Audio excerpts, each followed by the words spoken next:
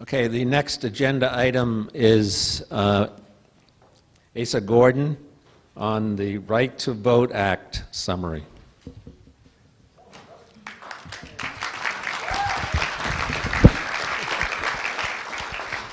Thank you. One thing we established at the Right to Vote Act for those who were present is that we don't need a right to vote amendment. What we need is a right to vote act.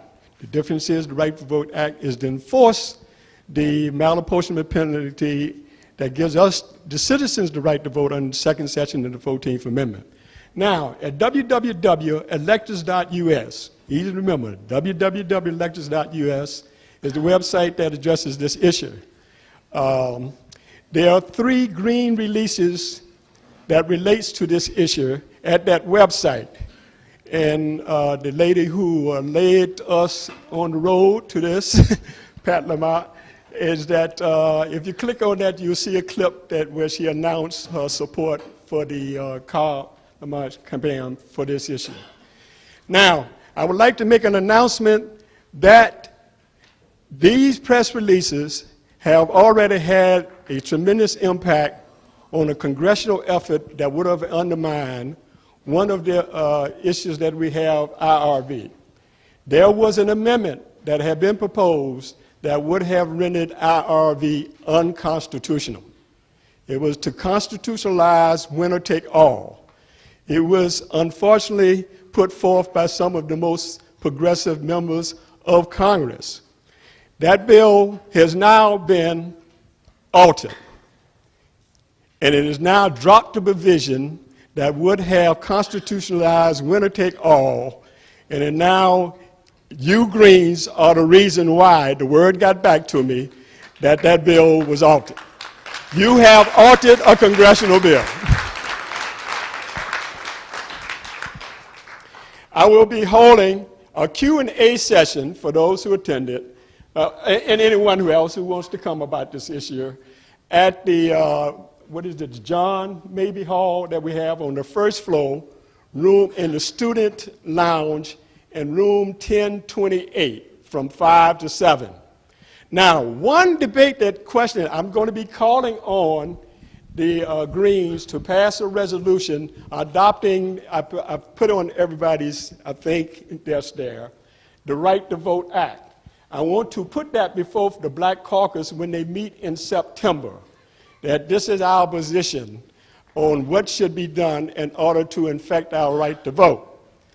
And so I hope you would start reviewing that and making arrangements to try to make a decision on that, if you can, at this convention, so I can have that ready to present to the Black Caucus when they meet in September. This is the Democratic Black Caucus, all right?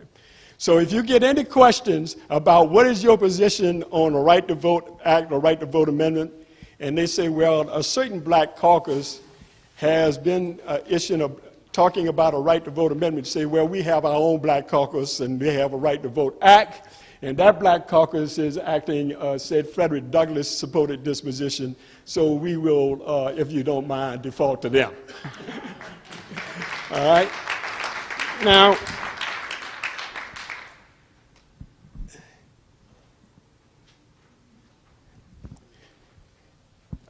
to understand briefly what the problem is with winner take all and how, in effect, it preserves what the first section is. I hope more of you would come to that section that had to do with the subject of white privilege. It's how white privilege is embodied into the electoral college system in the way we vote now. Freedom's not America's gift to the world. Freedom is the Almighty God's gift to each man and woman in this world. August the 6th, 2000, at the Unity Journalists of Color Convention, Roland Martin asked President George W. Bush, in your remarks you said that 8 million people in Afghanistan registered to vote, and as you said, exercise their God-given right to vote. That may be a right from God, but it's not guaranteed in the U.S. Constitution. And in this age of new constitutional amendments, will you endorse a constitutional amendment guaranteeing every American the right to vote in federal elections? President Bush responded, "I'll consider it. I'll consider it." So what he is sending us over to die for in Iraq, when it comes to considering, supposedly, that we don't need it, for the right to vote here, he will only consider. Now, what constituents is he concerned about? A constituent that really does not care about majority rule and the right to vote. He is a casual interview of what I call Bush lights on majoritarian democracy. Listen very closely. It's about a minute. So where are you guys from? Texas. Texas. And what brings you out here today? Bush. Bush? Great learning experience. Okay. What do you guys think of the election process this year? Go ahead. I think it's a good thing. If they went just by popular votes, and I'd seriously just let California and New York vote for our president. So it's. Did you catch her? You catch how young she is? She said if we would have had just popular vote, we may as well let New York and California vote for our president. Look at her age. She's very understanding of what the power is of our system that gives disproportionate power to minority populations of white population to frustrate a majority that may undermine that privilege. And then, when so that's that young generation understands. They say, if we believe in majority, so the next question you're going to ask, you mean you don't believe in majority rule? Listen to her answer. Good that they didn't just go by that. It's not like So you don't think the majority should vote for a president? Absolutely not. I think that's why it's been working for 200 years. That's why it is the way it is, the great nation that we have. Why should we change? They can claim all they want they won the popular vote. The popular vote in $1.50 buys you a cup of coffee at Dunkin' Donuts. Read the Constitution. So I want you to understand, they are not for majority rule. They're not. I want you to understand, so the difficulty you may have, you go out there and you say, if they only understood what it's about, I want you to understand, the Bush lights understand. They know it's unfair. I want you to be aware and not be naive. They don't care because it gives them disproportionate power. Now, how does that work? They understand this much better than some of us as progressives do. This is allocation of presidential electors that's just concentrated on the former Confederate states, what we call solid red. Now, I want you to understand something. It's only solid red because of winner take all. We are not red and blue. If you go to proportional apportionment, the percentage of vote in all the states in America, we are purple with a little bit of green.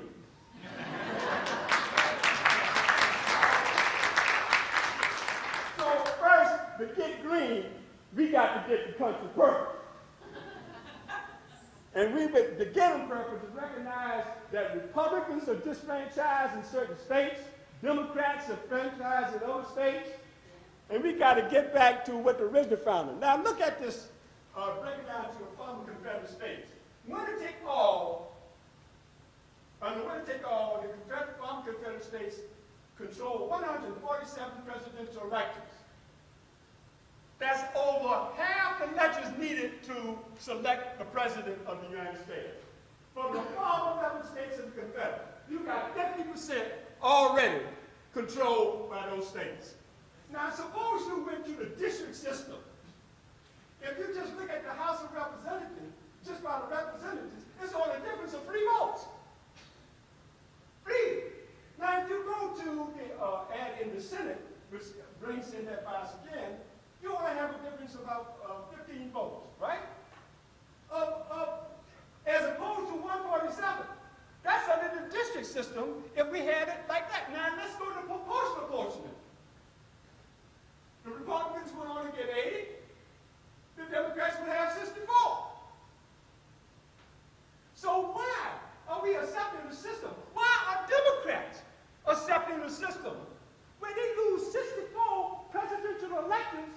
from the former Confederate States.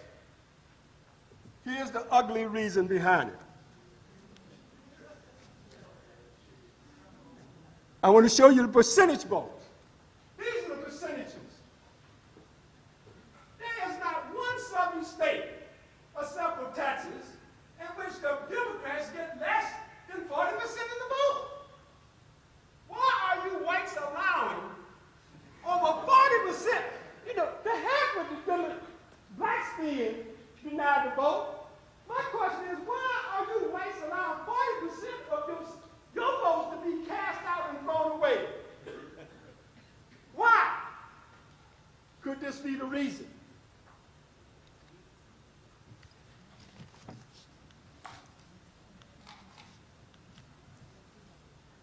Now, you break down the total votes predicated on black and white.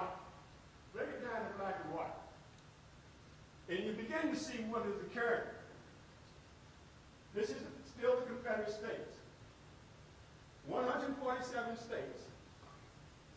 If you have proportional apportionment, the votes that will be recorded in the blue. I'm assuming now, and this is unfair, but all whites are voting red. All right, I'm being a little unfair. And all the blacks, and that's not quite true, are voting blue. But look at what happened. The number of proportional electors from the former Confederate States would mean that 28 presidential electors would be predicated on the black vote in the southern states. What is that? That's the election. That means Carey would have won. That means Gore would have won. Ladies and gentlemen, the Electoral College is designed so that minorities' votes don't count. What it is, it's not in how many people are counted to vote. It's the counting of the vote, how the votes are counted. That's what the system is about. Electoral college is inherently structurally racist. By definition, it in essence says that if we have winner take all, the majority of the country, which is a white majority, will always be deciding what the outcome will be. The reason why Gore dropped out of the race, the reason why Kerry dropped out of the race, and y'all ask, why didn't they fight for the recount? Let's be clear. Gore won the popular vote because of the black vote. Gore lost the white vote. He lost 60% of white males, 52% of white women. He only won the majority vote because of the 90% of black vote. This is what they're looking at down in the Electoral College. They say, my God, now that blacks can vote, and they represent 12% of the population, for whites to get the candidate they want, they have to have a difference, if they're voting 9%, listen closely, of not just 5% difference between the white candidates, 7% difference between the white candidates. There has to be almost a 10% difference. Black minorities can trump with over a solid majority of whites vote for their candidate. The Supreme Court stepped in because 90% of what represented the black aspirations was about to triumph over what represented 54% of white population. And Gore dropped out because he said, look, if I fight and I win, the New York Times, the Washington Post will all say he won by playing a race card. What's a race card? He won the election and it was clear what the right choice was by counting black votes. Why did Kerry drop out? What were you asking Kerry to do? The white choice was already in. The only thing that would overturn it for Kerry to win was counting the black vote. He said, I do not want the election so badly that I will actually go to the point where I will overturn the clear white choice by counting the non-white choice. About 2 minutes. All right, thank you. So, That is what we're about. Now, the reason why I'm appealing to you, frankly and boldly, is because you are in the spirit of the abolitionists. The abolitionists, let me tell you what your abolitionists did.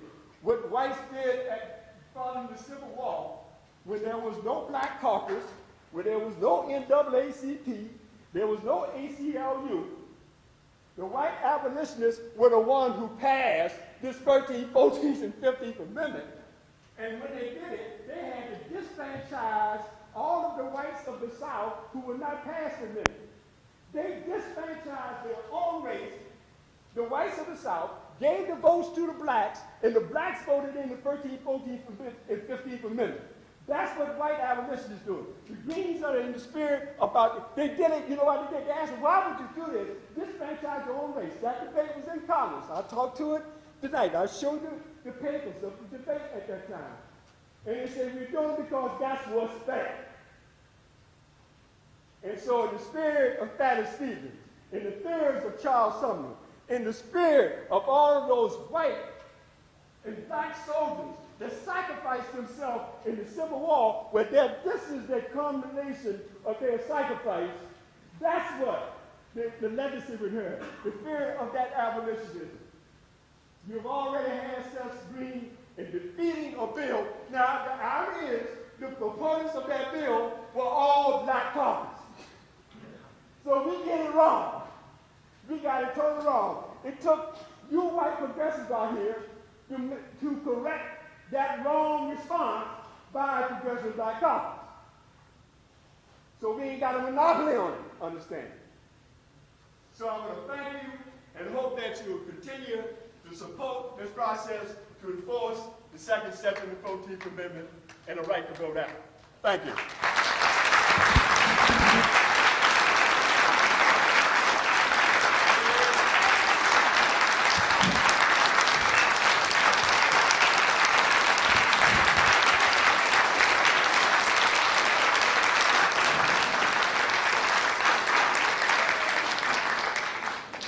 Thank you, Asa.